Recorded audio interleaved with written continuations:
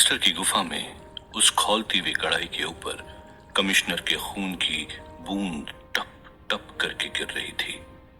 Master को अपनी आंखों पर यकीन नहीं हो रहा था, और होता भी कैसे। ना तो किसी को भी मास्टर की इस गुफा के बारे में पता था, ना ही किसी में इतनी हिम्मत थी कि वो मास्टर की दी हुई शक्तियों के बावजूद कमिश्नर को इस बेरहमी से मार सके। मास्टर जितना हैरान था उतना ही सचेत भी हो चुका था। नरकदूत को हराने के बाद मास्टर सबसे ज्यादा शक्तिशाली था, फिर कमिश्नर की मौत के पीछे कौन हो सकता था? ये सवाल मास्टर को अंदर ही अंदर खाए जा रहा था। मास्टर अब उस चांद के टुकड़े को पाने के लिए और उतावला हो गया था। उसका शातिर दिमाग ये समझ चुका था कि कोई ऐसा है जो नहीं चाहता कि वो चांद का टुकड़ा मास्टर के हाथ लगे। आयशा को बहकाकर मास्टर ने अपनी चाल तो चल दी थी, पर अब मास्टर की सारी उम्मीदें आयशा पर टिकी थी। अगर आयशा राहुल से वो चांद का टुकड़ा लेने में असफल रही तो मास्टर के पास उस पत्थर को पाने का दूसरा कोई उपाय नहीं था। पर आयशा की दिलचस्पी उस पत्थर को पाने से ज्यादा ये जानने में थी कि आखिर राहुल ने उसे धोखा क्यों दिया। आयशा अपना सामान पैक कर राहुल का सामना करने के लिए तैयार थी। आयशा जैसे ही घर से निकली तो शालिनी को घर के दरवाजे पर खड़ा देख आयशा भी चौंक गई थी। आयशा के हाथों में सूटकेस और कंधे पर टंगे बैग को देखकर शालिनी ने पूछा, आयशा, तुम ये सामान बांध कर कहां जा रही हो? आयशा जानती थी कि अगर उसने शालिनी को सच बताया तो वो उसे राहुल के पास कभी नहीं जाने देगा। इसलिए आयशा ने शालिनी से कहा, दम घुट रहा है मेरा बार बार राहुल के बारे में सोचकर। अपना मूड ठीक करने कुछ दिन अपने दोस्त के घर जा रही हूं। शालिनी भी कम चालाक नहीं थी। उसने आयशा की बातों में छिपा झूठ पढ़ लिया था।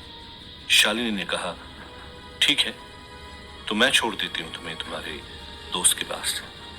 आयशा ने कहा, बच्ची नहीं हूं मैं शालिनी, अपना ख्याल रख सकती हूँ, हटो सामने से, मुझे जाना है।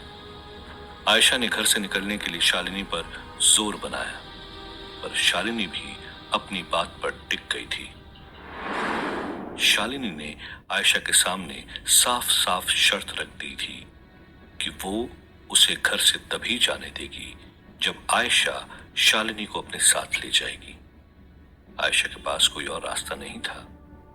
उसने कार में अपना सामान रखा और शालिनी से कहा, ठीक है, चलो मेरे साथ, तुम खुद देख लेना मैं किस दोस्त के पास जा रही हूं। आयशा चुपचाप कार की अगली सीट पर बैठ गई थी। शालिनी वहां से कार चलाते हुए आयशा के बताए पते की तरफ निकल गई थी। आयशा का दिमाग तेजी से दौड़ने लगा था। अगर उसने जल्द ही कोई उपाय नहीं ढूंढा तो उसका झूठ शालिनी के सामने पकड़ा जाएगा। सरहद पर पकड़े ना जाएं, इसलिए राहुल कच्छ शहर से साधारण कपड़े खरीद लाया था। वो जानता था कि कबीलों के कपड़ों में सरहद के उस पार लोग उन्हें आसानी से पहचान लेंगे। राहुल लेखा के लिए जीन्स टॉप, सरिता के लिए साड़ी और बाकी 2 चंद्रवंशी योद्धा के लिए जीन्स और शर्ट खरीद लाया था। राहुल को अंदाजा भी नहीं था कि सफर पर निकलने से पहले इन चंद्रवंशियों को ये कपड़े पहनाने में उसे नानी याद आ जाएगी। राहुल ने सबसे पहले दोनों चंद्रवंशी योद्धा को शर्ट और जीन्स पहनने के लिए कहा, तो योद्धाओं ने अपने हाथ पैंट में डालकर अपने सर पर लगा लिया और शर्ट को अपनी कमर में बांध लिया। ये देख राहुल ने अपना सर पकड़ते हुए सोचा, हे भगवान, ये कहां फंस गया मैं। बड़ी मेहनत के साथ राहुल ने जब उन दोनों योद्धाओं को खुद वो जीन्स और शर्ट पहनकर दिखाई तब वो समझ पाए, पर इसके बाद भी पहली बार इस तरह की वेशभूषा में दोनों योद्धा बहुत असहज थे। सबसे आसान राहुल के लिए सरिता को साड़ी पहनना सिखाना था, क्योंकि कबीले की औरतें पहले से ही एक लंबे कपड़े को साड़ी की तरह पहनती थी। पर जब लेखा को जीन्स टॉप पहनाने की बात आई तो राहुल फंस गया। लेखा को इन कपड़े पहनने का कोई तरीका नहीं पता था। कई बार समझाने के बाद भी लेखा कुछ न कुछ गलती कर देती थी। राहुल ने इसका भी हल ढूंढा। उसने अपनी आंखों पर पट्टी बांध दी और फिर लेखा से कहा, लेखा, अब मुझे कुछ नहीं दिख रहा, अब तुम ऐसा करो कि अपने सारे कपड़े उतार दो। लेखा ने हैरानी से पूछा, क्या कपड़े उतार दूं तुम्हारे सामने? राहुल ने कहा, हाँ यार, मैंने पट्टी बांध तो ली है, और जब तक तुम कपड़े उतारोगे नहीं तो ये जीन्स और टॉप पहनोगी कैसे? लेखा ने शर्माते हुए अपने सारे कपड़े उतार दिए थे। राहुल ने भी एक सज्जन इंसान की तरह लेखा का हाथ पकड़ा और बिना देखे उसे टॉप पहना दिया। राहुल का हर स्पर्श लेखा के मन में उम्मीद जगा रहा था। न जाने क्यों राहुल का कपड़े पहनाना उसे बहुत अच्छा लग रहा था, पर राहुल ने बिना कोई एहसास किए लेखा को टॉप और जीन्स दोनों पहना दिए, और जैसे ही उसने अपनी आंखों से पट्टी हटाई तो लेखा को इन कपड़ों में देखकर राहुल भी हैरान हो गया था। इन कपड़ों में लेखा एक खूबसूरत कॉलेज जाने वाली छात्रा की तरह लग रही थी। लेखा ने धीरे से पूछा, राहुल, मैं ठीक तो लग रही हूं ना? राहुल ने अपने जज्बातों पर काबू रखते हुए कहा, हाँ, ठीक ठाक लग रही हो। अब चलें, हम पहले से ही लेट हो चुके हैं। राहुल ने लेखा, सरिता और चंद्रवंशी योद्धाओं के साथ कबीले वालों से अलविदा कहा और खतरों से भरे अपने नए सफर पर निकल पड़ा। लेखा ने जिस गुफा के बारे में बताया था, अगर वो रास्ता सरहद के उस पार निकला तो इस सफर में राहुल का पहला पड़ाव आसानी से पार हो जाएगा। पर वो कहते हैं ना, वो मंजिल ही क्या जिसमें कठिनाइयां ना हो। इस लंबे सफर में मुसीबतें अपना फन फैलाए राहुल का इंतजार कर रही थी। इंतजार तो आयशा भी कर रही थी शालिनी से पीछा छुड़ाने का, पर उसके दिमाग में कोई उपाय नहीं आ रहा था। तभी चलती हुई कार में से आयशा की नजर सड़क के किनारे बने शौचालय पर पड़ी। आयशा ने चिल्लाते हुए शालिनी से कहा, शालिनी, गाड़ी रोको। शालिनी ने तेज चल रही गाड़ी में जोर से ब्रेक दबाए और आयशा की तरफ पलटकर पूछा, क्या हुआ आयशा, सब ठीक तो है ना? आयशा ने हड़बड़ाते हुए कहा, कुछ ठीक नहीं है, मुझे जोर से प्रेशर आ रहा है, बाथरूम जाना है। शालिनी ने चैन की सांस लेते हुए कहा, ओह, मुझे लगा कोई और बात है। चलो, सामने ही शौचालय है, मैं चलती हूं तुम्हारे साथ। आयशा ने शालिनी से कहा, अब क्या सामने खड़े होकर मुझे पेशाब करते हुए देखोगे? यहीं रुको, मैं बस 2 मिनट में आई। ये कहकर आयशा कार से उतरकर शौचालय की तरफ निकल गई। शालिनी अपनी नजर आयशा पर गड़ाए हुए थी। शौचालय में जाने के बाद भी जब 5-10 मिनट तक आयशा बाहर नहीं आई तो शालिनी को शक हुआ। शालिनी जैसे ही शौचालय में गई तो उसने देखा कि वहां के सारे दरवाजे खुले थे और उनमें से एक में भी आयशा नहीं थी। शालिनी का चेहरा गुस्से से लाल हो गया था।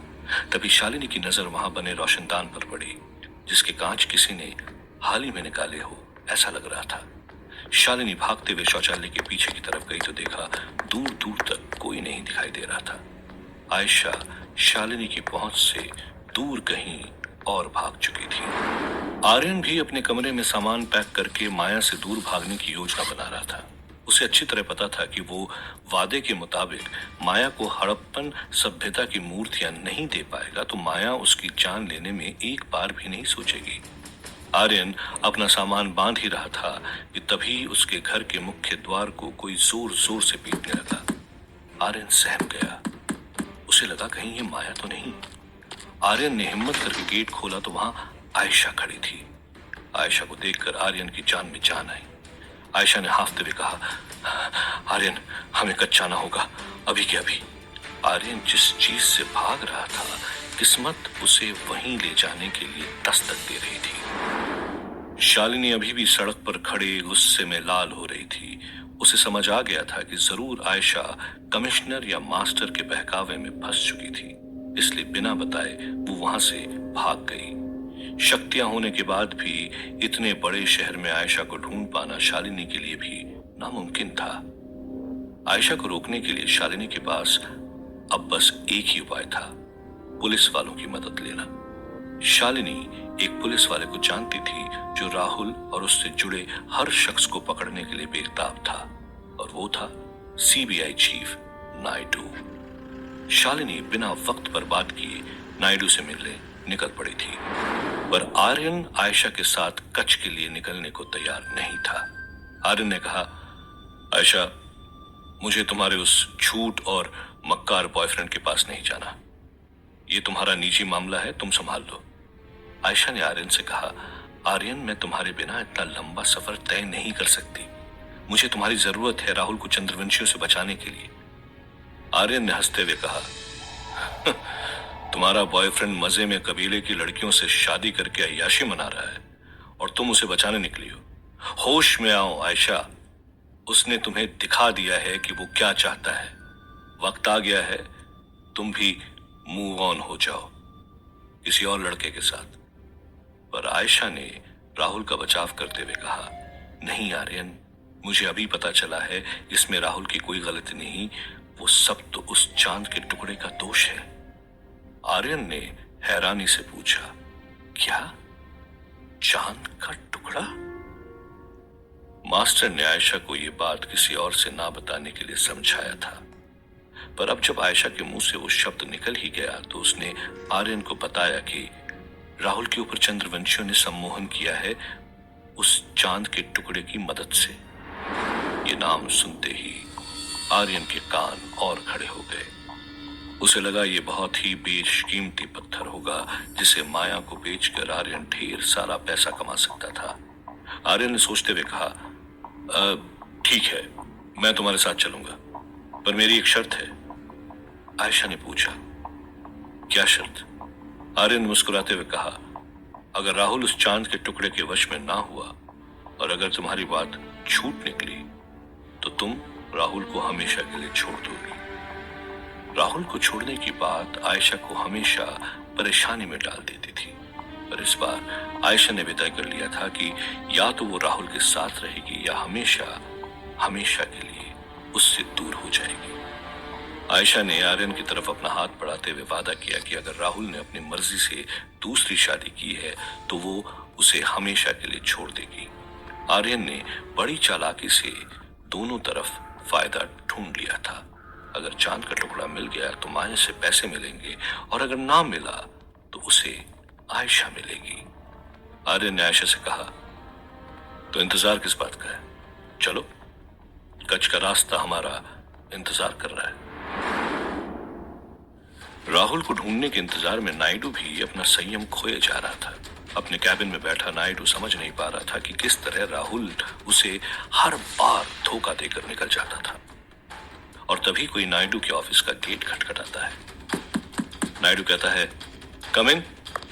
गेट से अंदर आते हुए शालिनी को देखकर नायडू हैरान हो जाता है। अपनी कुर्सी से उठकर नायडू चिल्लाता है, शालिनी, तुम ही राहुल को लेकर यहां से भागी थी ना?